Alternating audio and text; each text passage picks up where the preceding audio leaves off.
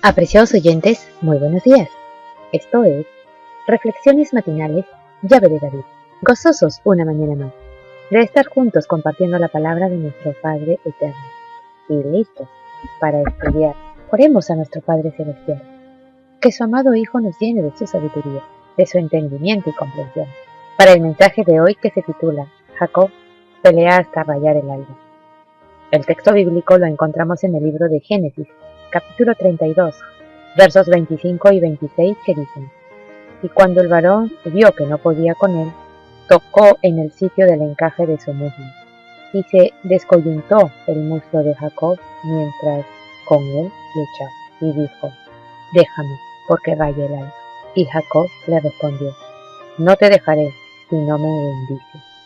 El luchador desconocido empleó únicamente la fuerza de un ser humano en su lucha con Jacob, pensando que su asaltante era un enemigo mortal. Jacob luchó como si hubiera estado haciéndolo por su vida. Pero al aproximarse el alba, un simple golpe, dado con fuerza más que humana, fue suficiente para dejar inválido a Jacob, y él se dio cuenta de que su antagonista era más que humano. El ángel procuró retirarse antes de que despuntara el día, pero no dio ninguna razón para hacerlo.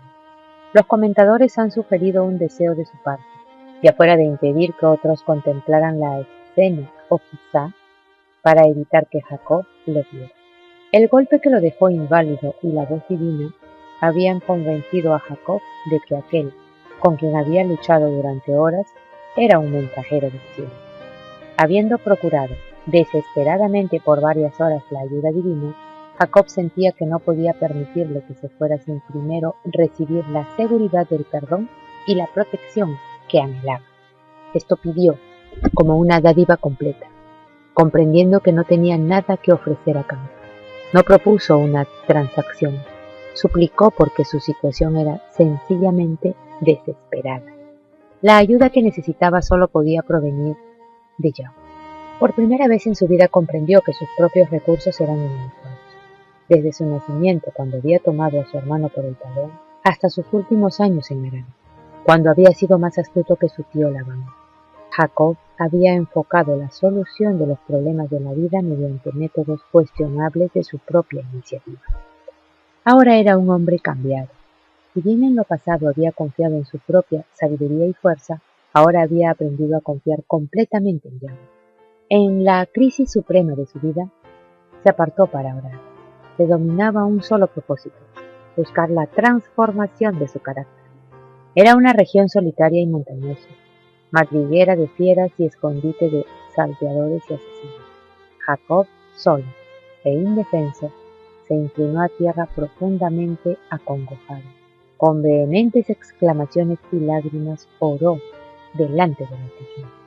La lucha duró hasta poco antes del amanecer, cuando el desconocido tocó el muslo de Jacob, dejándolo incapacitado en el acto.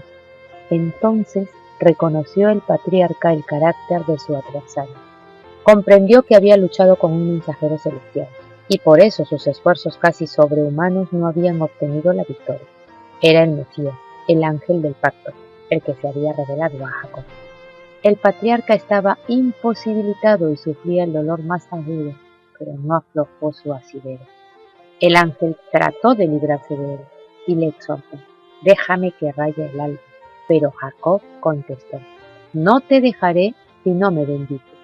Si esta hubiese sido una confianza jactanciosa y presumida, Jacob habría sido aniquilado en el acto, pero tenía la seguridad del que confiesa su propia indignidad y, sin embargo, confía en la fidelidad del Altísimo que cumple su pacto. Por medio de la entrega del yo y la fe imperturbable, Jacob ganó aquello por lo cual había luchado en vano con sus propias fuerzas. Jacob luchó con el ángel toda la noche antes de ganar la victoria. Cuando rompió el alba, el ángel dijo: Déjame, porque raya el alba. Pero Jacob contestó: No te dejaré si no me bendices. Entonces fue contestada su oración: No se dirá más tu nombre Jacob, sino Israel, porque has luchado con Yahweh y con los hombres y has vencido. Necesitamos la perseverancia de Jacob.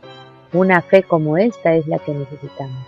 Una fe que se aferre y que no dejará ir, y pedidle que os enseñe a conocernos a vosotros mismos, a comprender vuestras debilidades, vuestros pecados e inconsecuencias a la luz de la eternidad. Pedidle que os muestre cómo aparecéis a la vista del cielo. Esto es una obra individual. En humildad enviad vuestra petición a Yahweh, y no descanséis ni de día ni de noche, hasta que podáis decir: oíd lo que el Señor ha hecho por mí, hasta que podáis dar un testimonio viviente y hablar de victorias ganadas. En la crisis suprema de su vida, Jacob se apartó para orar. Lo dominaba un solo propósito: buscar la transformación de su carácter.